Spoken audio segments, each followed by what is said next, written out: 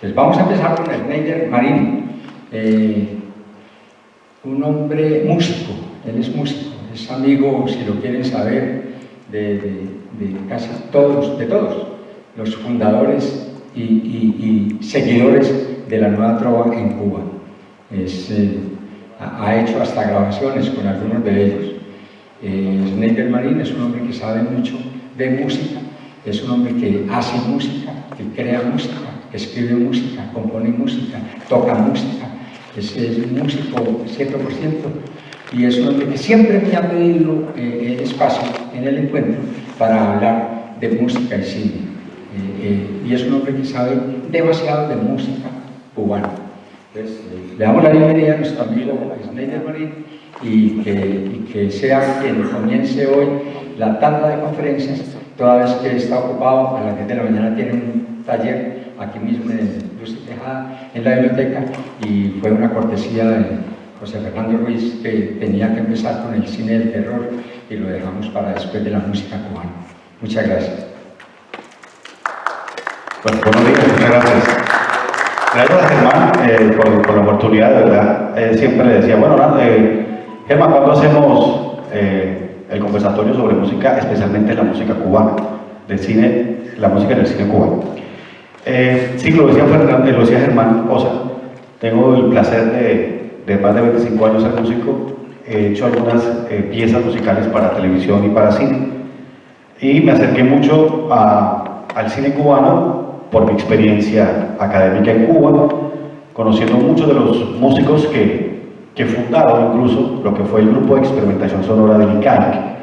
Entonces me permito hablar de un género, en el caso del cine cubano, conocido también como el nuevo cine latinoamericano en su momento, y hablar un poco de cómo es las dinámicas y cómo han sido las dinámicas de la música en el cine cubano. Entonces, en la diapositiva aparece el logotipo del ICAIC, que es el Instituto Cubano de Arte e Industria Cinematográfica de Cuba. ¿Podemos pasar, por favor?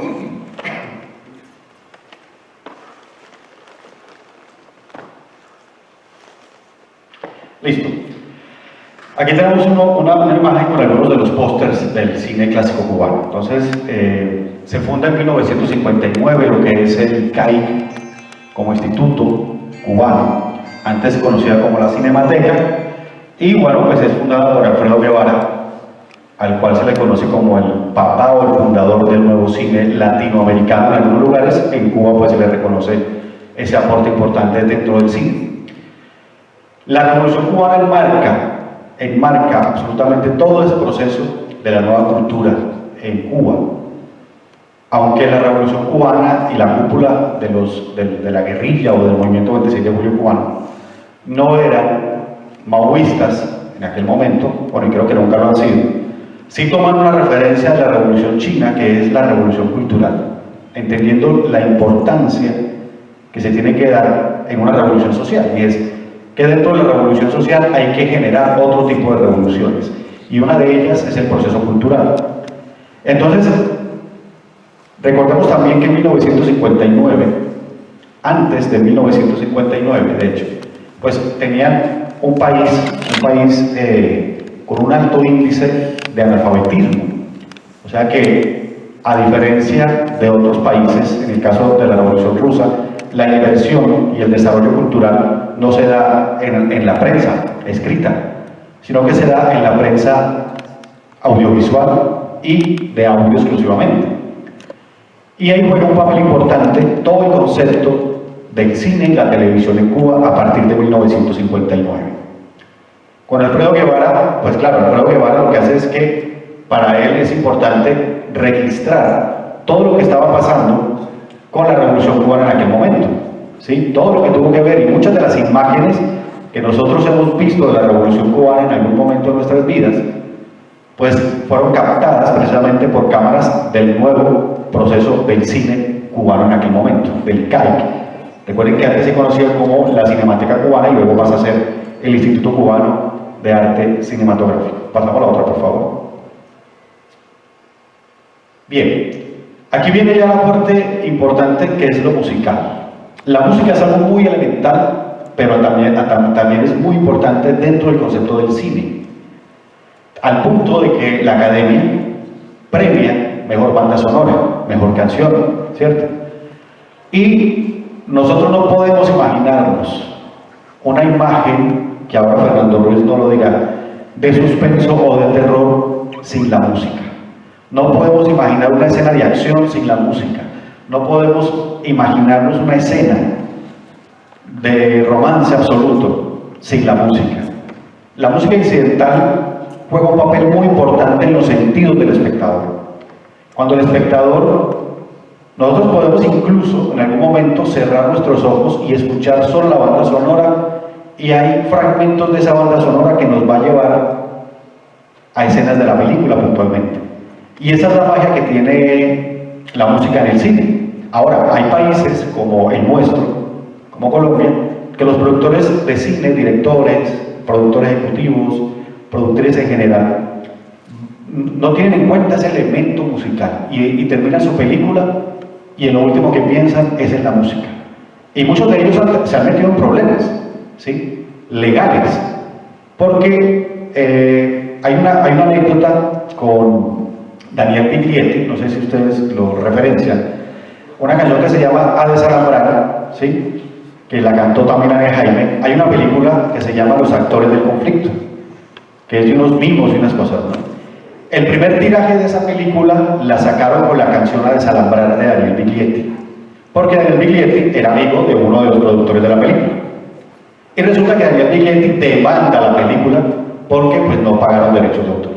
La canción se incorpora al final de la película. Es decir, esto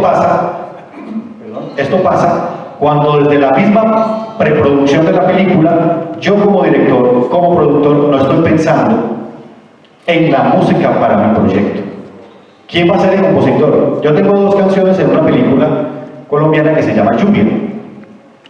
Y cuando el productor y el director, que es Diego Espinosa, está en su preproducción, él me llama y me dice: Snyder, necesito que me ayudes con la música. ¿Qué tienes hecho? Porque no tengo presupuesto para pagarte una canción original. ¿Qué tienes hecho? Que me mandes a ver cuál se me acomoda a mi película, ¿sí? Funciona, claro, yo le mando unas piezas mías, él escucha las canciones y selecciona dos de esas canciones. Y perfectamente cabe en la imagen que se está presentando. La canción complementa la imagen. En eso consiste la música, en complementar una imagen, ¿sí?, una imagen, como les decía ahora, de terror, de suspenso, de acción, de amor, etc. Sin eso previamente estipulado, la película no logra el mismo impacto que debería lograr con la persona que está viendo, en este caso, el film. Entonces, a partir de esto, en 1962, el músico, director musical y guitarrista clásico Leo Rómulo, con Alfredo Guevara, fundan algo que se llama el GESI, el Grupo de Experimentación Sonora del ICAIC.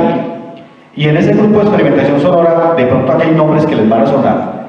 Están Silvio Rodríguez, Pablo Milanés, Nobel Nicolas, Sara González, Pablo Menéndez, los hermanos Vitier, Cinto y Sergio Vitier, Fran Fernández, pianista clásico, Emiliano Salvador, pianista clásico, que en ese momento están incluso ya con cierta trayectoria musical, pero no son muy reconocidos en el medio. Funda ese proyecto, que es el Grupo de Experimentación Sonora del ICAIC, específicamente ¿para qué? Para que este grupo cree todo el concepto sonoro de lo que pasaba en el ICAIC, tanto en la televisión como en el cine. Y entonces hay piezas tan importantes como Yolanda, por ejemplo, una canción de Pablo Milanés, o Lucía también, que hizo parte de una película que se llama Carga el Machete. Y Yolanda es una de las canciones emblemáticas de Pablo Milanés, y salió él, aunque es hecha para su exmujer Yolanda, la hace y la incorpora a una película de época cubana. Y la canción se da a conocer ahí en ese momento. Y entonces juegan un rol interesantísimo, y es, se sentaban, una de las anécdotas que hay con el GESI y los directores del ICAIC, es que se sientan en una mesa operativa, el director plantea todo el concepto o la idea de la película, ¿sí?, y el libreto que llevan los actores es el libreto que se lleva el director musical. Ese director musical debe de leer el libreto, estudiar los personajes, y a partir de ahí se empieza a crear en el grupo de experimentación sonora del ICAE las músicas. Entonces, en el caso de Leo Brauer, Cintia Vitier, Fran Fernández y Pablo Menéndez, que eran los directores musicales y creativos, ellos componían todo el elemento musical incidental y ya cuando requerían letra para las canciones, se iban hacia Silvio Rodríguez, Pablo, Noel, Sara González, Eduardo Ramos, etc. Y a la música hecha, ellos componen las canciones. Es decir, le incorporan la letra y definen quién graba las canciones. Hay una película que se llama Cuba Baja, que es una especie de película documental de un inglés de apellido Green.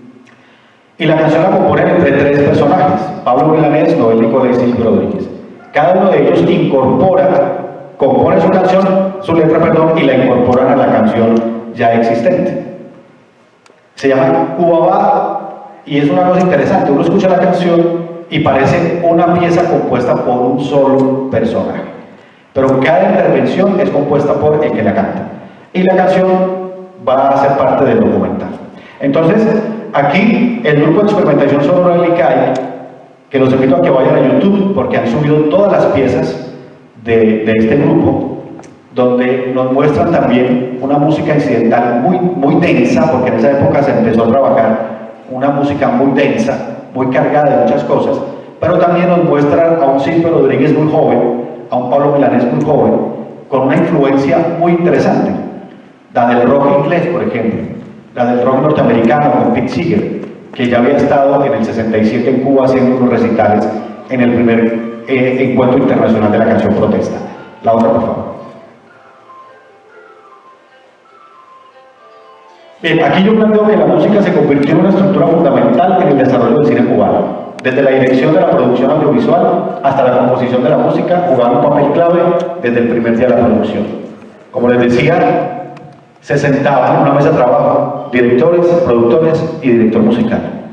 Y eso es lo que hay que hacer. Ahora, uno entiende que para una producción musical, el presupuesto, y yo creo que la mayoría que han trabajado en producción, saben que no es fácil. Uno tiene un dinero y, claro, de ese dinero yo no voy a destinar 20%, 10%, no sé cuánto, a un músico.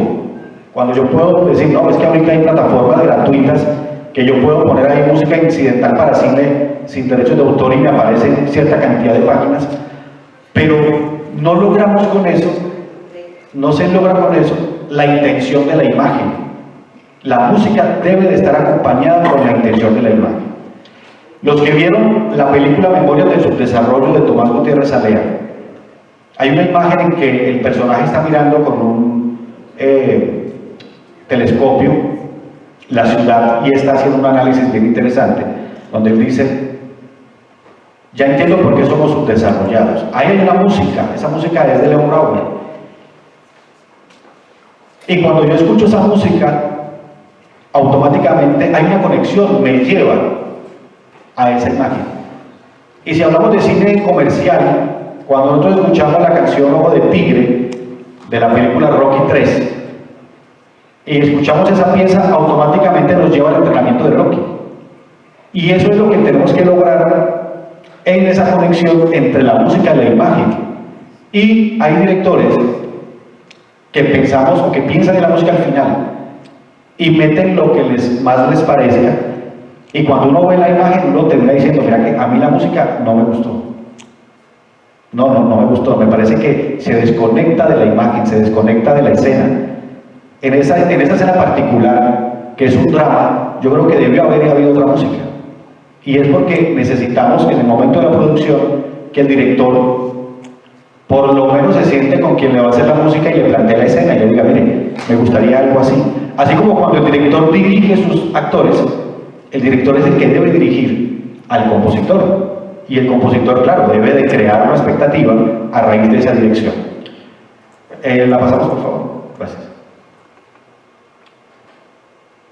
Bien, aquí yo me adelanté, pero aquí citaba también a la película de Tomás Gutiérrez, Memorias del Subdesarrollo, que los que no la han visto se la recomiendo, es un clásico del cine cubano y latinoamericano, de 1968, ahí puse Titón, pero quedó Titoso. Memorias del Subdesarrollo es de las primeras producciones del Grupo Experimentación Sonora del ICAE a nivel musical. Una película que se la juega toda en el concepto, porque es muy visual también.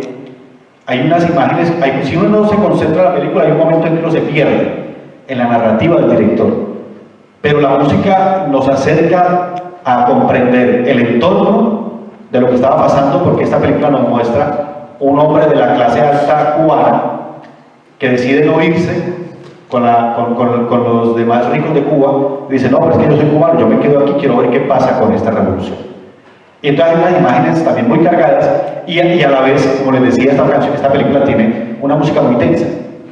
Pero es muy interesante, se las recomiendo para los que no la hayan visto. La otra, por favor. Esta es, yo no sé si ustedes conocen este personaje que se llama Elpidio Valdés. Elpidio Valdés todavía es el superhéroe de los niños cubanos. Por lo menos en el 70, en el que aparece la primera caricatura de Elpidio Valdés, que es creada por Juan Padrón, y Quino tuvo mucho que ver también en la creación de este personaje, el argentino, Quino, el creador de Mafalda. Hay una cosa interesante. Silvio Rodríguez es el que hace la pieza musical para Elpidio Valdés, ¿sí? Y es un personaje que juega un papel importante en la cultura cubana, porque es el superhéroe de los niños. Desde 1970 hasta ahora, los niños cubanos siguen viendo Elpidio Valdés los fines de semana en su televisión. No crecieron con Superman, ni con el Hombre Araña, ni con otro tipo de superhéroes. Este es el superhéroe de ellos, que se llama Elpidio Valdés, que es un bambino de la época de la independencia cubana con los españoles. Y claro, de hecho es muy bélico, ¿no? A ellos les enseñan ahí cosas como cómo usar un fusil, cómo usar el machete, cantidad de cosas por ese estilo. Y la música, toda la canción, es de Silvio Rodríguez y Leo Brauer. La parte incidental la hace Leo Brauer y la banda sonora la hace Silvio Rodríguez. Es muy bella.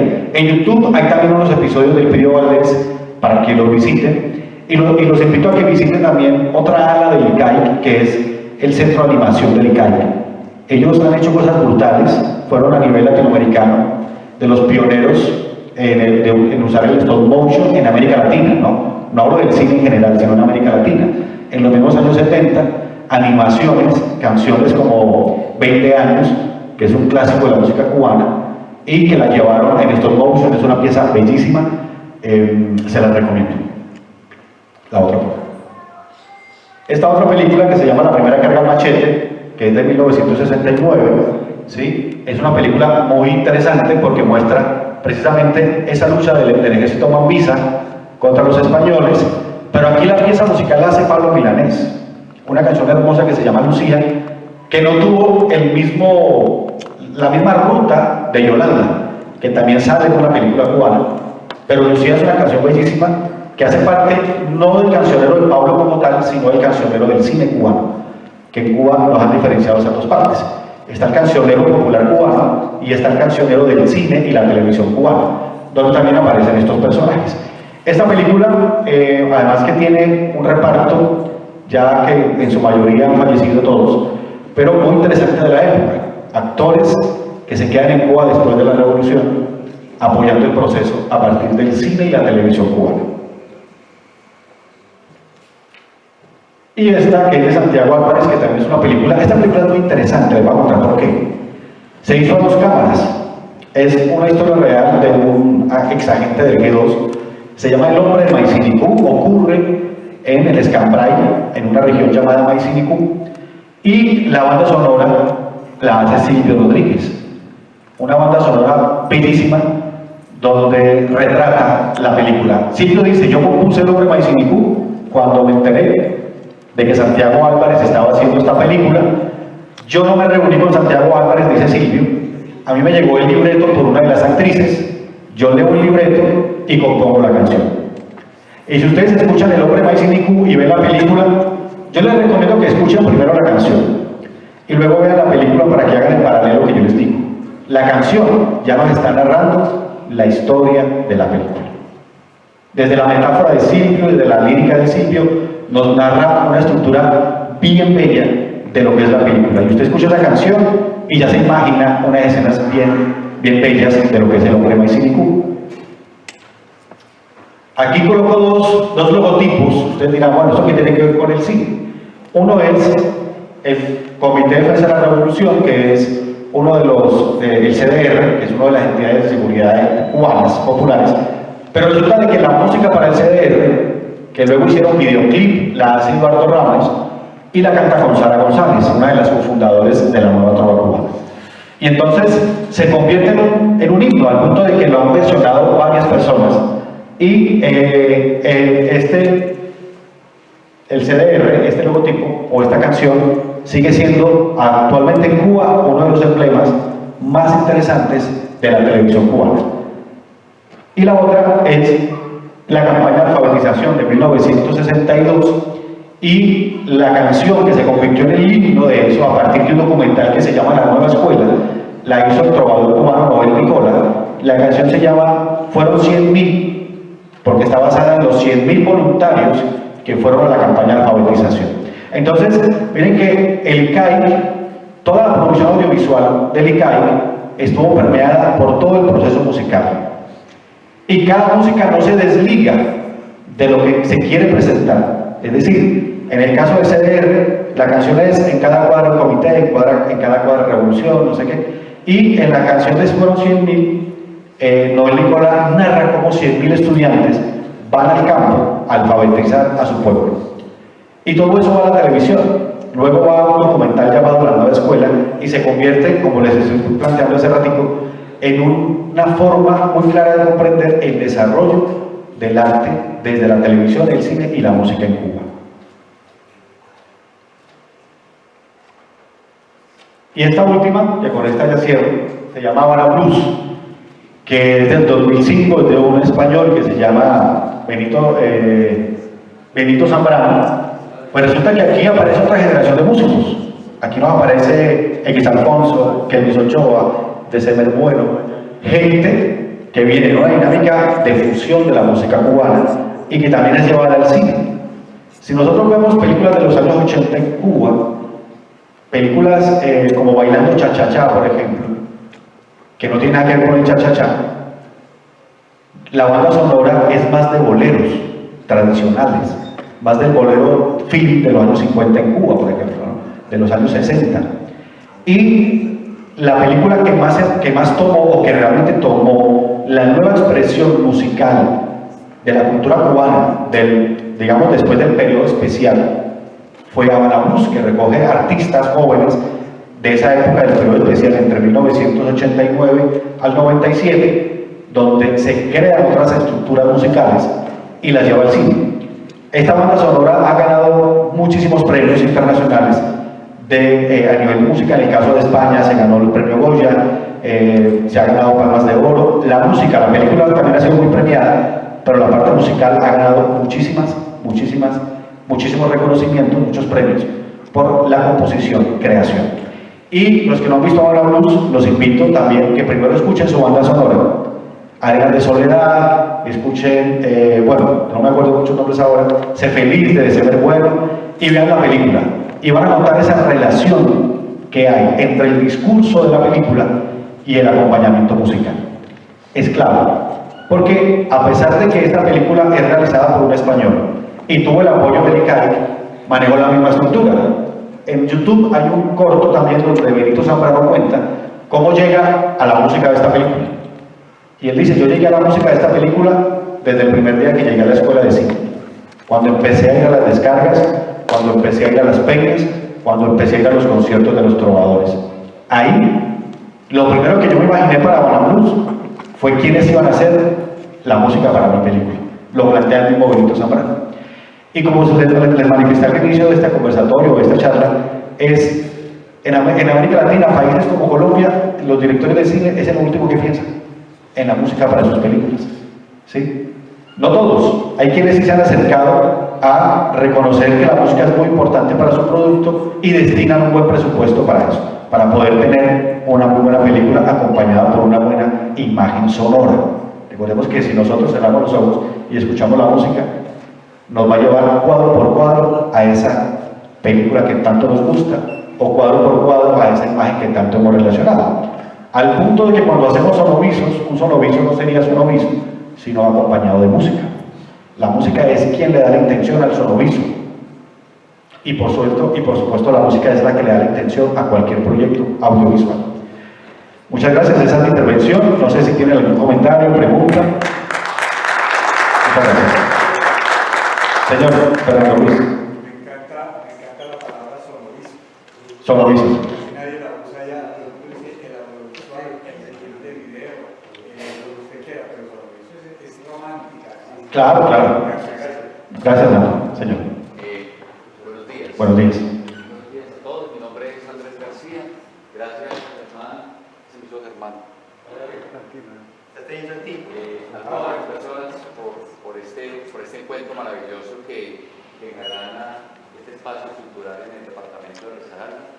Yo soy el director de cultura del departamento y estamos impulsando fuertemente este encuentro porque creemos en el séptimo arte, porque creemos que es una forma de transformar y de resignificar la sociedad. Quería felicitarte y quería decirte que estoy totalmente de acuerdo. He sido productor audiovisual por más de 25 años, de que la música juega un rol fundamental en el proceso, es un protagonista más dentro de la producción. Y dejar simplemente como una consideración adicional de todo lo que has dicho, que estoy totalmente de acuerdo, y es que a veces el director puede cometer un error y es colocar la música que le gusta. Claro, sí. Y termina ambientando, bueno, casos como Almodóvar y otros en el mundo, dentro de su genialidad, pues le logra enganchar y transmitir mucho sentimiento y le imprime personalidad. Pero en otras ocasiones la producción se viene al piso porque terminó colocando la música de su interés basado en una experiencia emocional que el público no capta con la conexión de la historia. Claro. Entonces, me parece pues muy válido eso y quería pues como aportarlo e insisto, la música es otro protagonista. Claro, muchas gracias. Muchas gracias. Mire, ya le doy la palabra. Hay una película de Almodóvar que me encanta, hay muchas que me encantan, pero una en particular que es Hable con ella. Ahí aparece uno de mis artistas favoritos que es Caetano Veloso. Y no sé si ustedes conocen cómo es la participación de Caetano en esa película.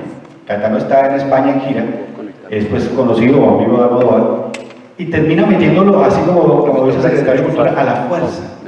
Y yo siento que aunque me encanta, a mí particularmente, y es mi visión de esa escena en la que él está cantando un paloma, siento que esa imagen es muy forzada a lo que nos va contando la historia. O sea, si yo saco la intervención de Caetano Veloso, la película no se me altera en lo absoluto, ¿cierto? Es como aprovechar que él está en España y lo puedo meter a mi película.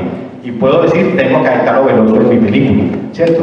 A diferencia, por ejemplo, hay una película muy bella infantil cubana, en este momento se me escapa el nombre, donde Silvio Rodríguez incluso actúa en esa película, es un jardinero, es un musical, y toda la banda sonora y todas las partes musicales son canciones de Silvio. Y Silvio, uno lo ve ahí como el jardinero, y yo digo, este man que está haciendo ahí, o sea, ¿cuál es su rol? Y el hombre es el que conecta por medio de su aporte y de la creación de los jardines, es un orfanato, a que los niños se vayan vinculando a sus canciones. Es una cosa muy interesante. En cuanto me acuerdo el nombre, le mando el nombre a Germán para que lo publique, los que puedan ver la película. Maestro.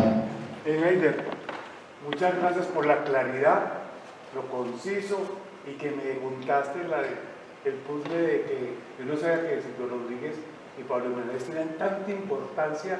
No entiendo cómo no juntan los mismos créditos. Ahora, la canción Yolanda, ¿en qué película está? ¿Qué nombre que la mencionaste? La película se llama El canto de mi abuela, que es una película cubana de época. ¿Y quién la canta? Sí, la canta Pablo Milanés, de hecho.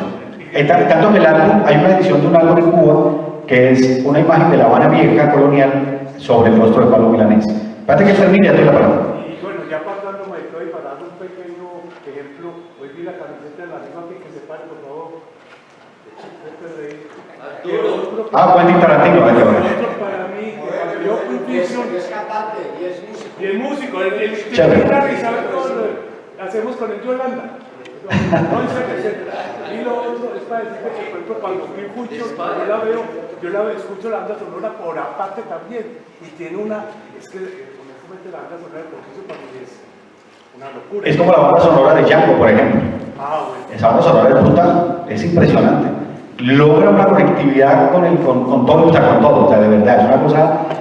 Tarantino en ese sentido también es un genio en poder mezclar lo visual con ese elemento del auditivo, que es también lo que nos conecta. Es como la película La Monja. Desde un principio, a los que les gusta el terror, desde un principio uno escucha esos cantos guturales o uno ya se paniquea de una. Si eso no está ahí, uno ya pierde contexto. Esperen, va el compañero, luego Fernando Rosa. Muchísimas gracias, llegué un poquito tarde, me perdí un poquito, pero estupenda tu charla y sobre todo los invito mañana, vamos a hablar un poco de los derechos de autor que tú también lo tocaste Sí. de alguna forma. Cuando uno hace un proyecto audiovisual, lo acabas de decir, es video y es sonido. Y muchas veces los productores se olvidan de la parte sonora o lo dejan, le meto cualquier cancioncita, pero eso puede ser un problema que muchas veces he hablado con directores. Y cuando yo veo una película, uno ya tiene el concepto de los derechos de autor que tienen que pagar por cada canción que aparece. Directores me han dicho, tenía tanta plata para la producción y pensé en la producción, nunca pensé en que había que pagar unos derechos de autor que son en dólares que se tienen que pagar por utilizar la banda, la música real, digamos que se compuso, o hacer una versión de ese mismo tema, también hay que pagar. Claro, versional también hay que pagar. Exactamente. Entonces es muy importante la música y precisamente estoy preparando un video donde Harold Trompetero nos invitó a hacer un making of de la última película que se llama La Pata Sola, que se va a estrenar en noviembre, y estuve conversando con el músico que está haciendo la banda sonora y cómo él es como en un campo, él con los sonidos de los pájaros, él de ahí está captando para crear música de suspenso y música de terror, que se me hace muy interesante. Muy creativo, sí. La importancia de la música, para que muchas veces uno ve una película y pues uno que es músico, uno dice, yo no le hubiera puesto esa música que lo acabas de decir, pero hay otras que de una Se conectan. Gente Gentil, una película que se estrena la próxima semana con Emma Stone y grandes actores. El director utilizó pequeñas como un no, y uno de una, no necesitas una gran orquesta, sino simplemente con un coro de voces puedes transmitir la tensión, el suspenso, que es muy importante. Claro. Porque, bueno, yo lo digo, un proyecto audiovisual necesita los dos, y cuando tú ves una película que no tiene música, uno como que me faltó algo. Y muchas veces por presupuesto, por no pensar que la música... Oye, recuerda que uno de los derechos de autor, uno paga intérprete y ejecución. Nosotros paga Psycho aparte y así aparte. Bueno, le doy una palabra a Ruiz y luego se...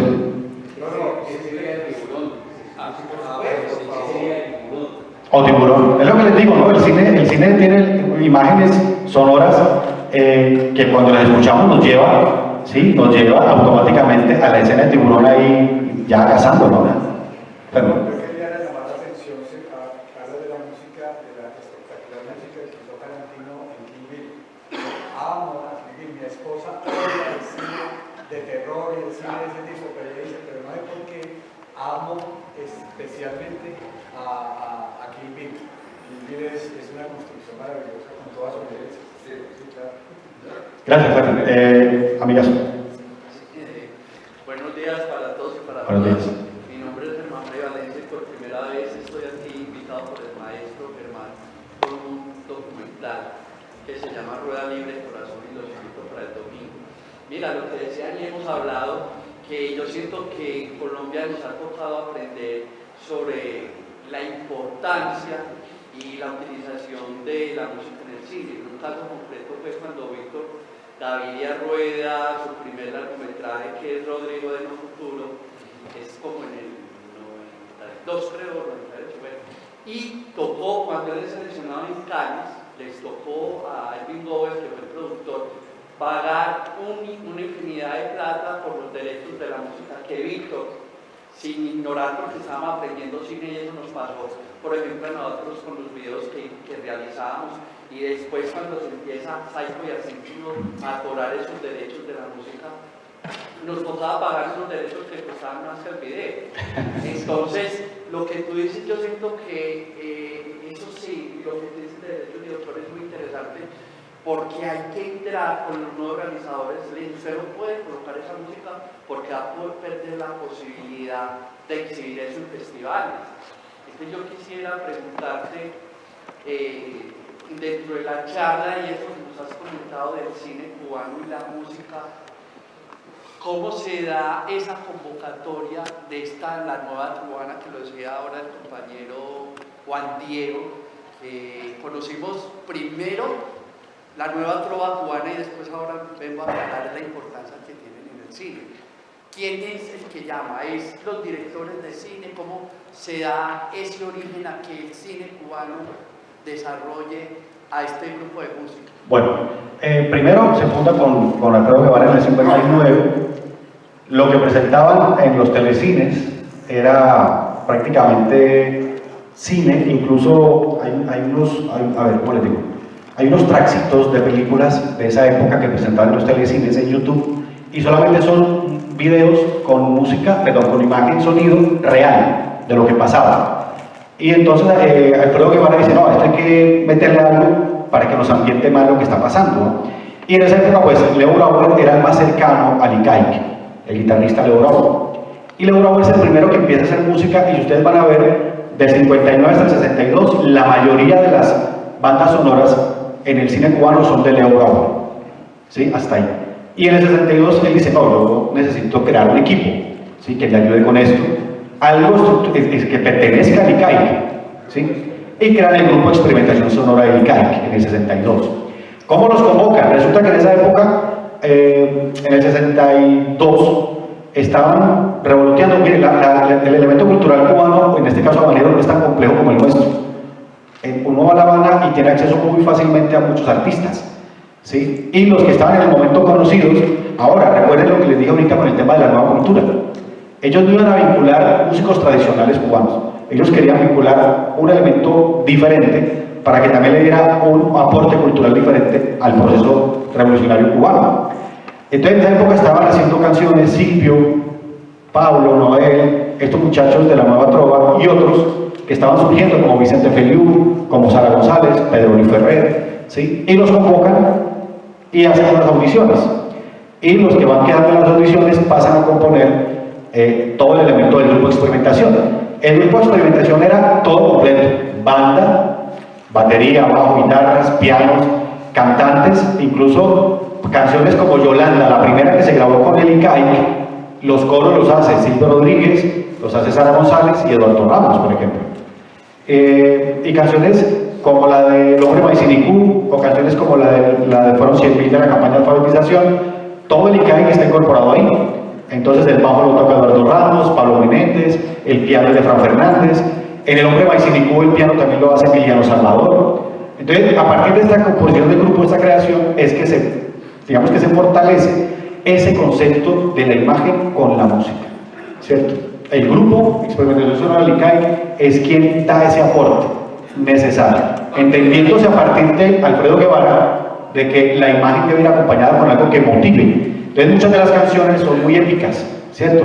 Si la pieza nos está mostrando la entrada de los cubanos el 9 de enero a La Habana, después del triunfo de la revolución, pues la pieza tiene que ser bélica, épica. Estamos mostrando una epopeya, entonces tengo que cargar esto de... Y hay canciones en la voz de Xiomara Lugar que solo uno escucha a esa mujer cantar y ya se le eriza a uno, se le eriza la piel, ¿entiendes? Entonces esa era la magia y lo logró después del 72, que ya estos muchachos, Silvio, Pablo, mantenían más afuera de Cuba que adentro, haciendo conciertos, lo mismo que muchos de los del grupo de experimentación deciden reducir el grupo de experimentación, que todavía existe, pero ya no como grupo de experimentación sonora, sino que existe como la base musical de lo que es el ICAI como tal. ¿Listo? ¿Alguna otra pregunta? ¿Comentario? Muchas gracias. Ya, le aplaudieron la pregunta, Una pregunta muy sencilla. Leo Brauer sigue siendo el compositor cubano de música para cine número 1, no solo de Cuba, sino de América Latina. Ya no. Especialmente de composición pública y exclusivamente de música para cine. Mira, ahorita aparece como el grupo de música de composición cubana, pero Leo Brauer sí sigue siendo el director de esa área, ¿sí? Leo Brower, ustedes van al ICAI, ustedes pueden entrar, el ICAI queda en el 23, al frente de Fresa y Chocolate, ustedes entran al ICAI, eso no es como RCN, eso no es un búnker, ustedes entran al edificio del ICAI, van al tercer piso, preguntan por Leo Brower y él está en su oficina, ¿sí? Y perfectamente, es así de fácil, y perfectamente, y él sigue siendo el director musical del ala del ICAI Quibú, tanto de la línea infantil, animada, como de telenovelas y de películas. Él sigue siendo el director de eso. Muchísimas gracias. Tengo entendido también, no sé, lo leí en alguna parte o me lo contaron, que cuando Lisandro Duque terminó la película Los actores del conflicto, la empezó a pasar en festivales, en algunas salas de cine del mundo, de Latinoamérica. Él había tenido inserta en su Actores del Conflicto la canción de A Desalambrar, ¿sí? Y a él decía, cuando le dijeron que si él tenía los derechos, él dijo que no, que él era muy amigo de los compositores, y se le hicieron quitar, porque le cobraron, el amigo le cobró un dineral por incluir la canción A Desalambrar, pedacitos, fragmentos, en la banda sonora de la película.